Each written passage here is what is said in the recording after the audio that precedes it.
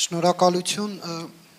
մեկ հարց ԵՀԿ նախագահին եւ մեկ հարց էլ Հայաստանի արտգործնախարարին,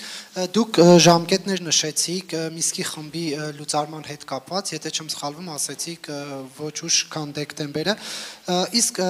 եթե չի լինում արդեն Միսկի խումբը այս դեպքում ինչպես է ԵՀԿ-ն պատկերացնում խնդրի կարգավորումը մասնավորապես արցախահայերի իրենց տներ վերադարձի հետ կապված եւ ընդհանրապես իրենց միջազգային իրավունքի վերականգնման հետ կապված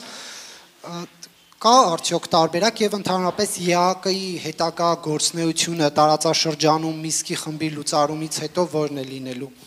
Եվ պարոն Միրզոյան մեկ հարց էլ ձեզ լեական հերոստատեսությանը տված հարցազրույցում նշել էիք, որ ադրբեջանական կողմը նախապայմաններ է առաջ քաշում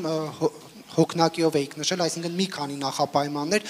հայտնի է, որ մեկը դա սահմանադրության փոփոխությունն է, մյուսը ԵԱԿ Միսկի խումբն էր, Միսկի խմբի հետ կապված արդեն հստակություն կա, մյուս նախապայմանները սահմանադրությունից զատ որոնք են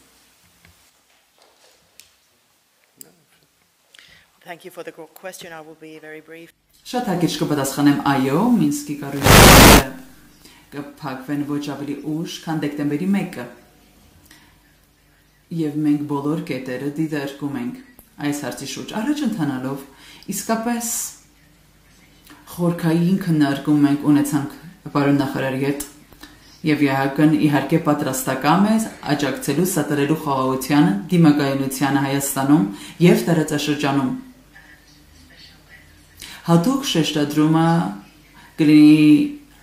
այնտեղ որտեղ նաև Հայաստանը կարող է ավելացված արժեքով հանդես գալ տնտեսական բաղադրիչում կլինի, ինչպես նաև շրջակա միջավայրի եւ կլիմայի ուղղությամբ։